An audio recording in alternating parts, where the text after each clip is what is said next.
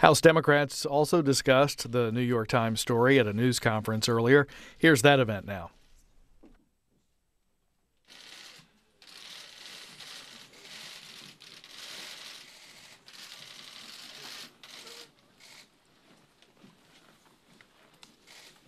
Good morning, everyone. Good morning. Welcome back. These are deeply troubling times we find ourselves in, not only here in Washington, but around the country as well. Disturbing because of events that have taken place just a mile from here at the White House. We hear of classified materials being leaked to a nation that is not our enemy, but is certainly not our ally. We know of a memo from former director of the FBI, Comey, that possibly, at the very least, in my opinion, would show that an abuse of power has taken place. We also are concerned about the complete and utter disregard for our national security that is taken so cavalierly at the White House today and by President Trump. As we're here at this press conference, our colleagues are upstairs on the House floor signing a discharge petition calling upon the Congress to establish an independent commission to investigate the relationship of the White House with Russia, Russia's involvement in our election.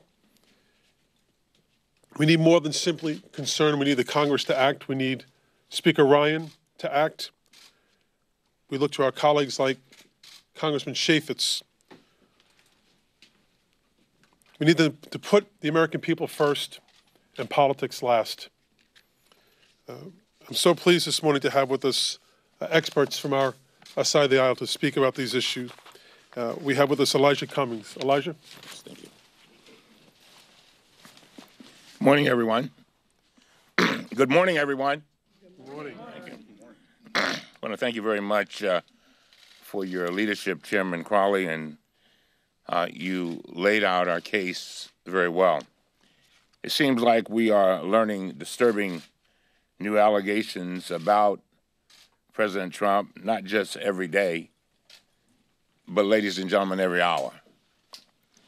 Yet House Republicans have shown repeatedly that they refuse to conduct credible, robust oversight over this president. They do as little as humanly possible just to claim that they're doing something. Think about this. The president fired the director of the FBI because he was becoming increasingly engaged over the accelerating investigation into his campaign and his ties to Russia. He even admitted this on national TV. Yet two of the committees with jurisdiction, the House Oversight Committee and the House Judiciary Committee, have not even scheduled a hearing on this unprecedented action. Our chairmen have issued no subpoenas, not one. Now we have this explosive report that the president pressured Director Comey to drop the criminal investigation of former National Security Advisor Michael Flynn. Last night, all 33 Democrats on the Oversight Committee and the Judiciary Committee sent a letter demanding that Chairman Chaffetz and Chairman Goodlatte launch an immediate investigation into the actions of President Trump, Attorney General Sessions, and top White House aides. Given the gravity of the events that have occurred over the past few weeks, our committee should already be conducting robust and transparent investigations and oversight. It is unacceptable that we continue ignoring these scandals, and that's exactly what they are. We're deeply concerned that the continued failure of the House Republicans to take action in the face of this onslaught of allegations will cause significant damage to the faith that the American people have in the credibility and the integrity of our committees and the House of Representatives. Of course, Speaker Ryan has shown he has zero appetite for any investigation of President Trump. Instead, he appears to have minimized any oversight whatsoever. Last night, our chairman, Representative Chaffetz, tweeted that he wants copies of the Comey memos. He said, and I quote, my subpoena pen is ready, end of quote. The problem is that we have been waiting for months for the chairman to pick up his so-called subpoena pen and use it against the White House. In March, just a month after the president allegedly pressured Director Comey to drop the Flynn investigation, Chairman Chaffetz and I sent a bipartisan letter to the White House requesting documents relating to General Flynn. But the White House completely refused. The White House is obstructing our investigation, covering up for General Flynn, and refusing to provide not a single document, not a single syllable, zilch, nothing. Is this what the White House has been hiding since March? Were there conversations or emails within the White House about the president asking Director Comey to drop the Flynn investigation? We don't know. So yes, I'm encouraged that the chairman sent a letter last night asking for Comey's memos. But we need much more than that, ladies and gentlemen. At this point, it is obvious that we need to subpoena the White House and to demand the documents that Chairman Chaffetz and I requested in March. We also need a hearing with Director Comey in public. When Director Comey held his press conference last summer, announcing no charges against Secretary Clinton, Chairman Chaffetz had him in the witness chair at a hearing before the Oversight Committee within 48 hours. Why is he not doing the same here? Simply put, the Republicans are not doing their job to hold the Republican president accountable. And so it's our job to do so. And that is why, as I close, we need to restore credibility, accountability, transparency by passing this legislation to create a truly independent commission. The American people deserve the answers. And I want to thank Representative Swalwell for his phenomenal leadership with regard to this legislation. And with that, I want to pass on the mic to my good friend, a gentleman who is doing a great job as our ranking member of the House Intelligence Committee, Adam Schiff. Thank you, Elijah. And at the outset, I want to thank my colleagues, Mr. Swalwell and Mr. Cummings, for introducing the legislation that will be the subject of the discharge petition to form an independent commission. And I want to talk a little bit about why the commission is so important and what the role of that commission would be as distinguished from an independent counsel and what we're doing in Congress. But before I do, I just want to remark on the extraordinary circumstances that have led up to today. If you look at the Russia investigation through the prism of just one person, it underscores, I think, just how serious a thoroughly independent and adequate investigation and Department of Justice and independent counsel truly is. Let's start back when Michael Flynn worked for President Obama as the head of the DIA. He is essentially fired from that job. Some period thereafter, he goes to Russia with the financial support of Russian entities like RT, which the intelligence community has concluded is an arm of the Kremlin's propaganda arm. He apparently doesn't get permission to accept the monies from RT. He apparently or reportedly doesn't disclose the acceptance of those monies. He becomes a prominent surrogate for President Trump in the campaign.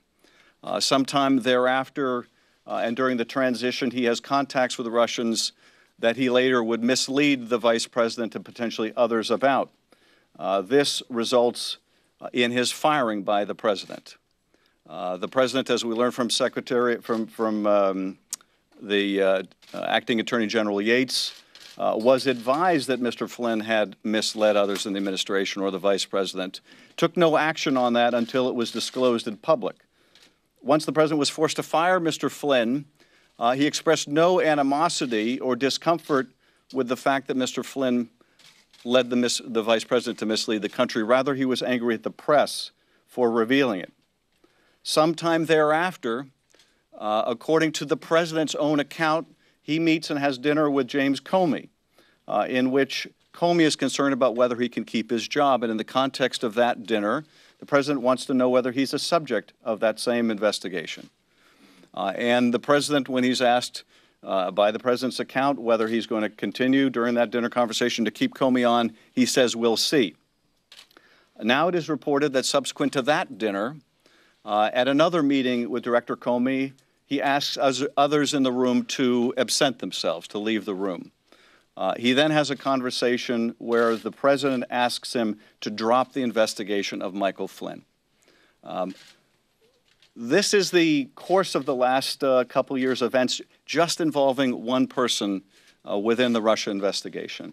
And I think it underscores not only the seriousness of why this investigation has to go forward, but why we have to ensure that it is fully independent, both in terms of our oversight responsibility, but also in terms of if there were laws that were violated, that we have an independent voice and decision maker at the Justice Department making those decisions. The Commission brings two things. The Commission brings an independent body, completely removed from political considerations, to give the country the confidence of knowing that that body will follow the facts wherever they lead, not as a substitute for what we're doing in Congress, but as an important additive to what we're doing here, much as was the case after 9/11, when the Commission acted independently, but also in conjunction with investigations going on in the Congress. The reason why an independent counsel is also necessary is the independent commission doesn't make prosecutorial decisions. We have a Justice Department where the Attorney General is recused, at least we thought he was recused from involvement in these issues, up until he played a role in the firing of James Comey, at least in recommending that firing. And it's not enough, I think, for the career professionals at the Justice Department, who are very good, and I have a lot of confidence in the career professionals. It's not that they're not capable of doing that job. It's that the result has to have the buy-in of the public. And given all of the circumstances I related just in this one case, I think the argument for an independent counsel is quite profound. But finally, one last point on the Commission, and that is the Commission will have the resources necessary to really do this job. It will have not only the political detachment, but it will have the staffing and the single-minded focus. We are doing the very best we can in the Intelligence Committee, and I thank Mike Conaway for his leadership. But at the same time, both our committee and the Senate committees have very limited resources, and we have a big day job just in overseeing the intelligence agencies. We would tremendously benefit, in my view, from having an independent body that has that single focus and has all the resources that it needs. So once again, my thanks to Mr. Swalwell for his leadership, to my colleague Mr. Cummings for his.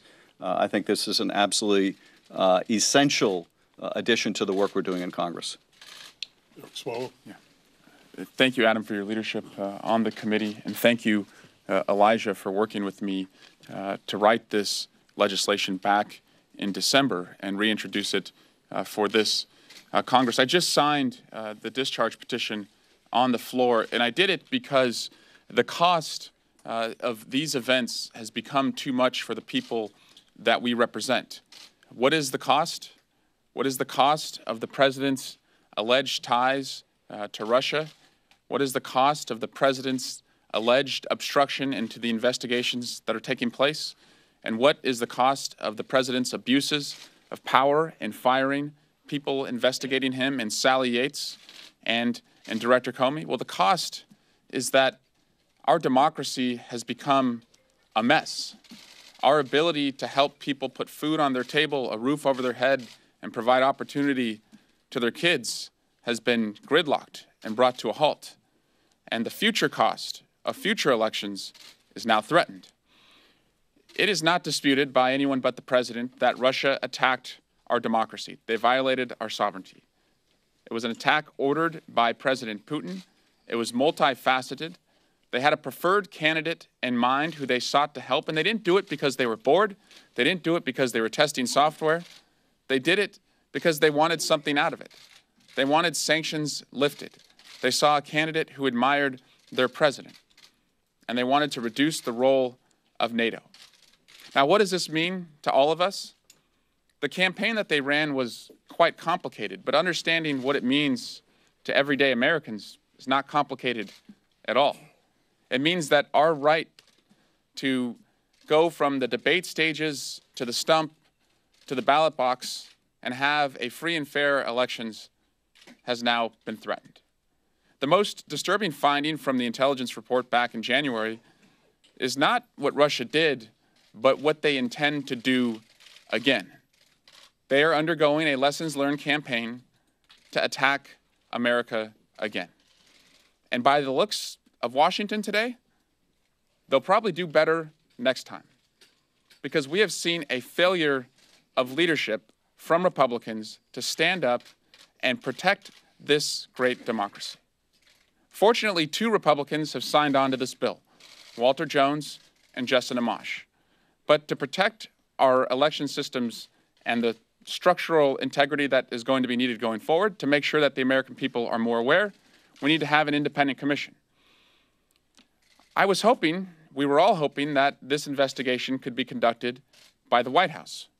However, the White House has demonstrated that they are unwilling and incapable of investigating what happened. In fact, there have been serious allegations that they are getting in the way of the investigation.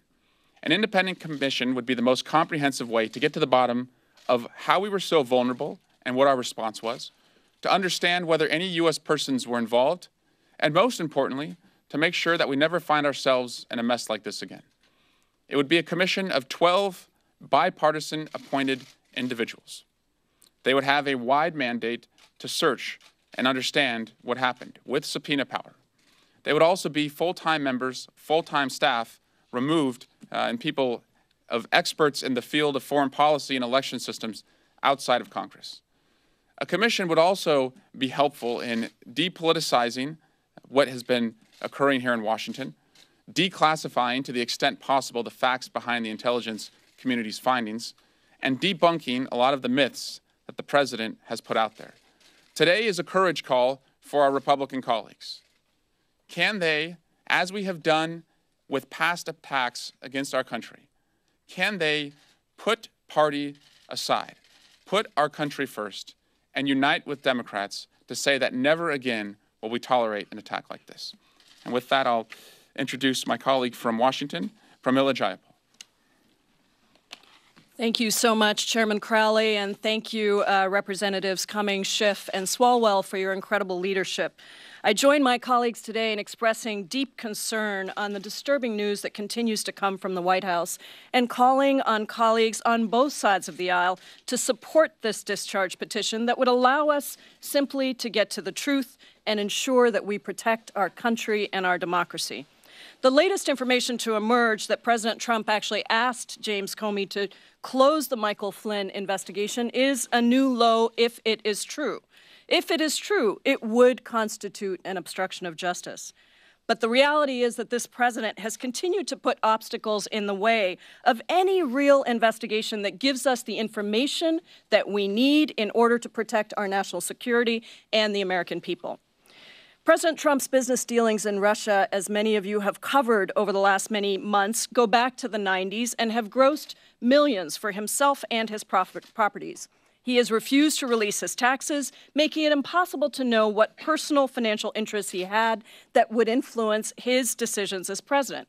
He's refused to sell his assets and put them in a blind trust, instead continuing to have serious conflicts of interest in his and his family's business dealings. And we also know that a slew of the president's top campaign and cabinet officials have had contact with the Russian government, not a problem in and of itself, but the hiding of those contacts is. Carter Page denied contacts with the Russians until it came out that he had visited Moscow and met with Sergei Kislyak. Attorney General Jeff Sessions lied about meeting with the Russians during his confirmation hearings. And as you heard from Representative Schiff, Michael Flynn, just that one individual in the story of his trajectory, denied discussing U.S. sanctions with Russia with Kislyak until it became clear that he had, in fact, done just that. Unfortunately, where there is smoke, we like to see that there isn't fire, but there's no way to know that until we actually have an independent investigation. 3 denials involving the same Russian ambassador that turned out to be false makes it seem highly unlikely that it's a series of mistakes. The latest events have escalated this crisis to an even higher level. The FBI director serves a 10-year term by Congress, appointed to serve a 10-year term by Congress, specifically so that he or she can carry out independent investigations free from partisanship or political pressure. The firing of James Comey and then the even more unbelievable reports that he may have asked Comey for loyalty and to close the investigation against Flynn are serious offenses.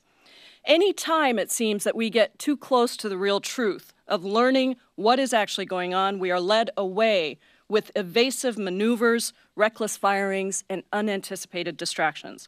Protecting our democracy should not be a partisan issue. I hope more Republican colleagues in the House will recognize how badly our democracy and the credibility of their own party will suffer if they don't put country before politics. History has shown us that it takes bold and courageous civil servants who are willing to stand up and do what is right despite any pressure that any administration in power might exert. Republicans and Democrats across this country deserve answers, not open-ended questions and backdoor secrecy. This discharge petition is the first step to finally finding some clarity to protecting the American people and upholding our democracy. And with that, I'd like to introduce my good colleague from Nevada, Ruben Kihun. Thank you, and good morning to all. My name is Ruben Kihun. I represent the 4th Congressional District of Nevada. And first of all, I want to say thank you to my colleagues for taking the leadership in this. They have shown strong leadership in this, and I'm truly grateful for everything they're doing on behalf of the people of the United States of America. Look, enough is enough. President Trump's unchecked and reckless behavior is impacting the national security of the United States of America. Unfortunately, each passing day raises new questions and President Trump's decision-making ability to lead this country. His contempt for our country's institution and justice system is flabbergasting. First, he dismisses Sally Yates after she visited the White House to tell them that Flynn had been compromised. Then he went back on his word, something that's not new for this president, and dismissed Preet Bharara for investigating Russian money laundering. And most recently, his suspicious firing of Comey after the director of the FBI requested more resources to investigate the Trump-Russia ties. Now we're learning he shared valuable classified information with the Russian foreign minister. If what's being reported about Mr. Comey's memo is true, then it would seem like there has been some sort of obstruction of justice. So enough is enough. It's time for an independent investigation to uncover the full extent of President Trump's ties to Russia. The American people deserve answers. My constituents back home have the right to know. And look, the last time that we saw an American president act with such flagrant disregard for justice was Richard Nixon. So again, I want to say thank you to my colleagues for their leadership, and we look forward to getting to the bottom of this. Thank you. Thank you, Ruben. I want to thank all my colleagues for being here today. I would just reiterate, the President and the Republicans in the House and the Senate promised to make big changes for America and improve the lives of average Americans. We have yet to see that happen in these first 120 days. And our hope is that we can get back towards an agenda that uplifts the lives of all Americans. We're not here today at this press conference because of our behavior. This is because of the behavior of the President that we're here speaking about these issues today. We're here because of what we know from our intelligence gathering community, that the Russian government was involved in trying to undermine the elections of the United States, and they're attempting to do that around the world, including in France and elsewhere. And as Mr. Schiff has said, they're not done yet. They intend to do it again. What can we learn from this attempt, and how can we prevent it in the future, is why we must move towards an independent commission. So with that, we'll be happy to open up to questions. Chairman, just to clarify, it is now the official position of your caucus that there should be an independent prosecutor plus a commission with 12 Democrats and Republicans to investigate broader issues? And is part of your decision to do both designed to build bipartisan support from Republicans who may be more willing to see a commission than a prosecutor? Well, I'll let my colleagues as well, especially those who are the authors of the discharge petition which we have before us this morning, comment. But let me say that I have been in favor consistently of an independent commission, much like the 9/11 Commission that was established after the attacks of 9/11, to get to the bottom of this. The American people want to have their faith restored in their government. And I believe that this is the way in which we can accomplish that, help to accomplish that, by the establishment of an independent commission like the 9/11 style commission. And wherever that may lead, that may ultimately lead, and I think Mr. Schiff has indicated support for an independent investigator, if I have that correct. And wherever that may lead, I think no matter what, no person is above the law. No one. I'm not, the president's not. And therefore, that's what we're looking for, is a complete, thorough, and full investigation as to what has happened in the election process, what has happened in terms of the FBI investigation. There's just a myriad of things that need to be delved into and gone into, and that's what we're asking for. I don't know if Adam or Elijah? One of the things that, one of the reasons why we brought up the independent commission is we wanted a commission to have a group to have the resources, and we also wanted the credibility, and we wanted people to have, the people on this commission to have a long-range view that is protecting our democracy, making sure, as Mr. Swalwell said, letting us know exactly what happened and making sure that their recommendations does not happen again. But there's one word that everybody keeps saying: credibility with regard to the American people. With the independent counsel, I think you need that too, but we need something else. We also need to make sure that the FBI can conduct the kind of investigation with the credibility that it needs to do. I agree with all my colleagues. I have full confidence in the FBI, but we've got to make sure that they can conduct their investigation, which I think is the one, again, they have the power to recommend charges, if appropriate, to the Justice Department, and that's very, very significant. Some of your colleagues, including Congressman Green on the floor this morning, calling for impeachment proceedings to begin in the House. What's the Democratic leadership view on that? And Mr. Cummings, if I could follow up with you after that, please. Republicans are saying that if James Comey had this memo, why did he keep it a secret? And that itself bears looking into, and I wonder if you could respond to that, please. I'm not afraid of the I word. It's independent. Independent commission, independent investigator. That's what I support. That's also the general consensus of our Democratic leadership. And members can come to their own conclusions, and we don't pretend to stand here and speak on behalf of every single individual member of our caucus. But what I would suggest is that there needs to be a full investigation first. We need to get to the facts and let the facts lead where they may. Whatever that end result will be, first establish the facts. Yeah, let me say this. With regard to impeachment, I agree with the chairman. We have to have the mechanisms to gather the facts. And they have to be credible, and they have to be robust, they have to be transparent. And so what we're talking about is gathering the facts. But there's something missing here that is very unusual, and I'm sure the lawyers up here will tell you.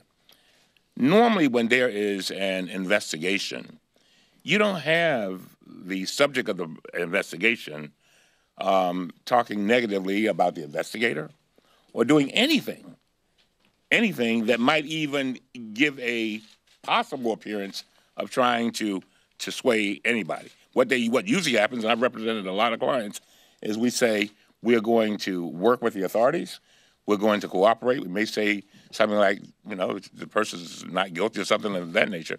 But here, what we've had is this constant drumbeat of negative comments and tweets coming out of the White House. What I've said over and over again is I would appreciate it, and I think the FBI and others would appreciate it, if the president would let our justice system do what it is constructed to do.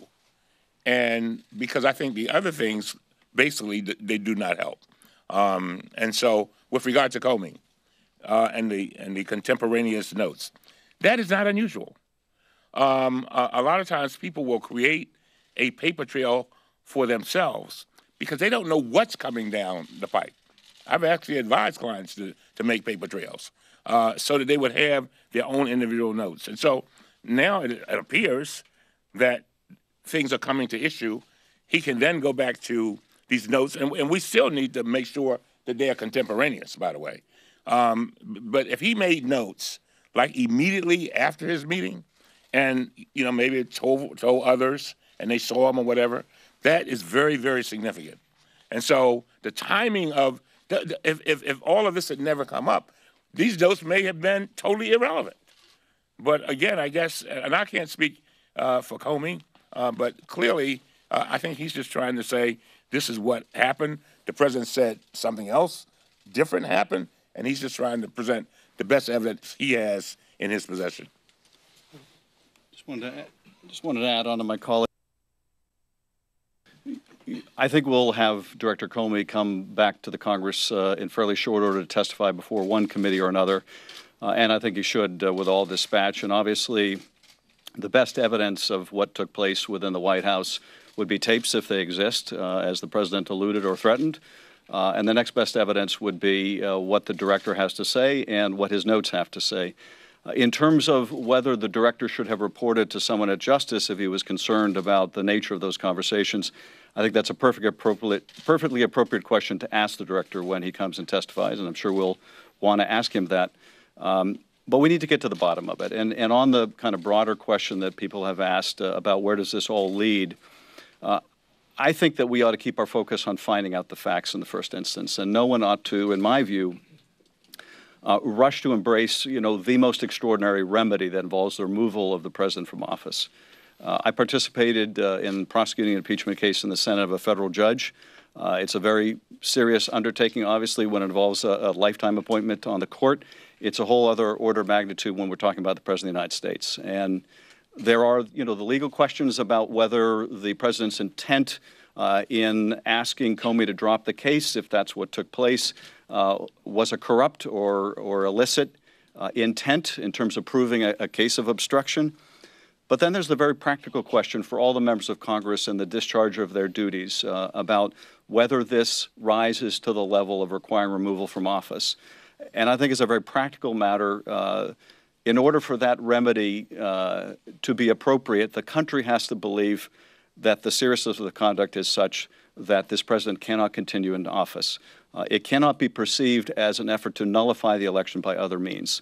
That, at the end of the day, I think is the practical test of that. But because it's such an extraordinary and wrenching remedy, it's not something I believe that people should wish for, whether you like or dislike the president. I think we ought to undertake our constitutional obligations to find the evidence, follow the evidence, and if there's another constitutional obligation that follows from that, then there is. But I think we're a long way from knowing the facts here. At this point, among the most serious allegations are just that today. They're allegations that appeared in a newspaper report, but there are also allegations that will be easily subject to proof, and we ought to begin immediately by getting those memoranda, if they exist, as well as bringing the director and see what follows from there. Chad, I'll come back. Why should we believe that this discharge petition would work? There's only been 2 successful discharge petitions in the last 16, 17 years. The House version of McCain-Feingold and then ex-M Bank a couple of years ago. You can only consider a discharge petition after this ripens for 30 days on the 2nd and 4th Mondays of the month. By my calculation, that would have this at the earliest, provided you can get 218 votes, as being July 24th. These are that sounds like a messaging vote before the August recess. No, these are extraordinary times, and people are counting on us to do something about this. As I said, it's about the cost to our economy, the cost to our democracy, the cost if the president's ties are leading to him revealing national security secrets to an adversary. So it's a cost to our national security. So there's an urgency to act. And the problem right now has been that the FBI's investigation and earlier this year, the House's Intelligence Committee investigation had been obstructed by the White House. So our duty as lawmakers to get to the truth has been impeded every step along the way. And so that's why we believe the most comprehensive way to have a search for the truth and to make sure that we never find ourselves in a mess like this is to launch an independent commission as soon as possible. That urgency, you can't get away from these parliamentary mechanics, which would have this not being moved if you had 218 votes till the end of July. Yeah, this is the soonest that we can do it. If we could do it right now, I think there's consensus that we'd like to do it right now. Just following up on Paul Ryan, by the way, could do it tomorrow. That's right. Quite frankly. Let me just come to the back and I'll come up. Yes, I'll come to you. I will come to you. Defenders are pointing to the Obama administration offering intelligence to the Russians back in June of 2016, particularly on Syria, and then there was an attack on our allies in the area, and there wasn't an outcry from the Democrats on this. There was also the outing of SEAL Team 6 after bin Laden was killed. Can you respond to this as far as why there's an outcry now and not back then? Well, I think it's one thing if there's a deliberate decision that is made as a product of consultation between the president and the intelligence community. What should we disclose to an ally? What should we disclose to an adversary? What is in the national security best interests of the country? And there may very well be circumstances in Syria or elsewhere where you decide we need to share this information because we want this party to behave in a certain way, or just for humanitarian reasons because they face a real threat and we're aware of that threat and we generally don't share intelligence with them, but it's the right thing to do. But that decision always ought to be the product of deliberate thought and consultation. It should not be something that is simply rattled off in an effort to showcase how good the intelligence agencies are or make a good impression or for any other reason. That needs to be the product of design and strategic thinking. And I think the primary concern that those of us who work with the intelligence community have with respect to what's been alleged to have taken place with the Russians in the Oval Office is that there was no thought given to whether this was appropriate, how it might impact sources and methods, how it might impact allies, and that's the problem. And I find it absolutely extraordinary that you have Vladimir Putin vouching for the President of the United States about a meeting that took place in the Oval Office. It's just really beyond belief. And but that's the problem. It's not that it's never appropriate to share information. We share information, where we have a strategic interest in doing so, and it doesn't appear that there was any strategic thought given to the sharing of this information. Yes. Comey's responsibility to report to you as far as obstruction of a justice concerns are? Well, certainly one of the questions that I would like to ask the director when he comes back to testify, and again, there are a lot of committees that have equities here, so I'm confident he will come back and testify, is, what were the concerns that well, first of all, what was the conversation? Then what were the concerns that raised with you? And then were there other conversations that will shed light on what the president's intentions were here that may have also been of concern to you that you memorialized in writing? And then if you were worried about this, did you report it to anyone at Justice? What steps did you take? Why didn't you inform Congress, or why didn't you inform Congress about this? These are all, I think, very appropriate questions that the Congress ought to be asking. You've mentioned the 9/11 Commission as a model. The 9/11 Commission was authorized by Congress in November of 2002. That commissioners had to be appointed, staff was hired, hearings were held. It didn't produce its final report until the summer of 2003. for nearly 2 years. Given the urgency that you mentioned on this and the gravity of the allegations, do you really want to wait that long to have a resolution of these issues? We would have liked this to have been done yesterday. And, I'll let the ranking member put into perspective the resources that we have on our committee compared to what the September 11 Commission had.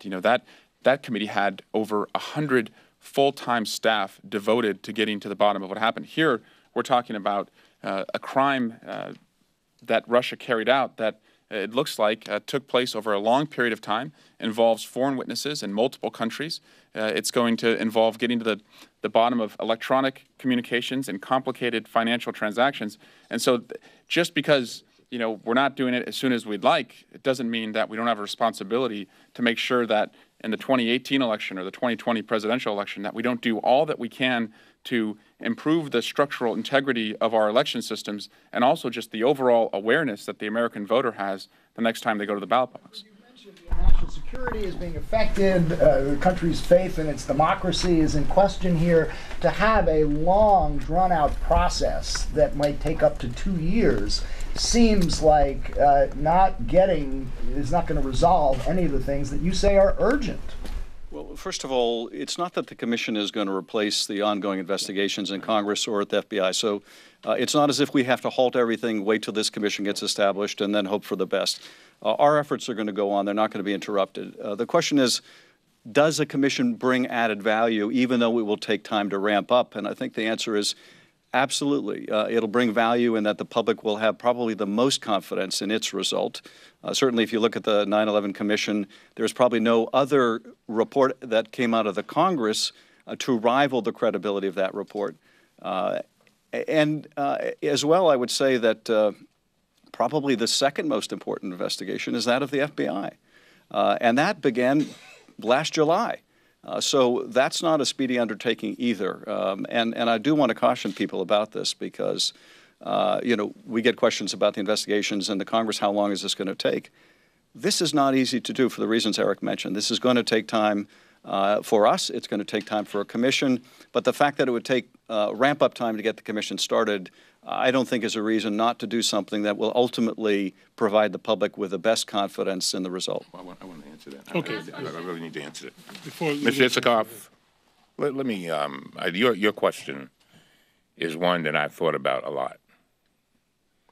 And it's a very good question. And I guess as I get older, I realize that we are at a very significant moment in this country's history. This is our watch. So if it takes a year, if it takes 2 years, if it takes 3 years, we need to get this right. We need to get this right, and we need to get it right now. In other words, my point is that, yeah, it may take a little time, but this is not about us. This is bigger than us. This is bigger than President Trump. This is about the soul of our democracy. I keep saying that. And so if we can put first of all, there was a question of impeachment. I agree with Adam Schiff. I'm not there. I just want to get the information. On the way to getting the information, keep in mind, this thing started off with 17 intelligence committee organizations of the United States government, by the way, that we pay, unanimously saying there was interference with our elections. So we're going to learn some things in the process. Will it lead to impeachment? I don't know. But one thing is for sure, this is a critical moment, and that's why I say to all my colleagues, we really do. I mean, and Crowley has talked about this a lot. If there was a moment that we needed to leave our party hats outside the door, this is that moment. Because the greatest gift that we can give our children and generations yet unborn is a solid democracy intact, with all of our institutions that underpin that democracy being the very best that they can be, having transparency, having credibility. This is our watch. And so we take it upon ourselves every 2 years. We swear that we're going to uphold this Constitution and that we're going to protect the American people. And that's what we're trying to do. How is this distracting from other pressing national security issues, in particular the North Korea threat? Well, I think there are certainly many impacts, but I'll just point to two. And the first is we are very reliant on our intelligence agencies to provide us the best intelligence possible. To the degree that the president disparages those agencies, or to the degree that the president, either with respect to North Korea or any other country, impairs the willingness of other allies to share intelligence with us, that's a real problem. It's a problem in terms of understanding the threat from ISIS to our aviation, but it's also a problem if we're getting insights from other allies about what North Korea is doing, and they have some concern about whether we're sharing it with countries that may have a very different interest than themselves. I think you also have a very serious problem when the president takes actions and the administration takes actions that impair the credibility of the presidency. And we have seen this time and time again. If you have the president's staff coming out and saying one thing, Director Comey was fired because he mishandled the Clinton investigation, and the very next day the president's saying something completely different. Then when the president speaks about North Korea, or his staff speak about North Korea, or General McMaster speaks about North Korea, the world is left wondering, are they speaking for themselves? Are they speaking for the president? Is their story going to change tomorrow? And you know, some people write that off as, you know, this is a part of a master plan. This is the guy that wrote The Art of the Deal. This is a very clever saber rattling with North Korea.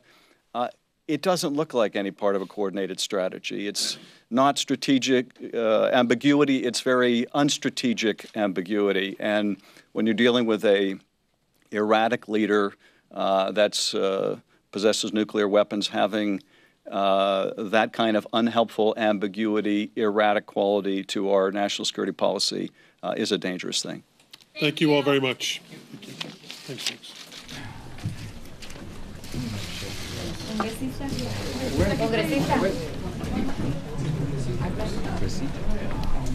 Anybody out there?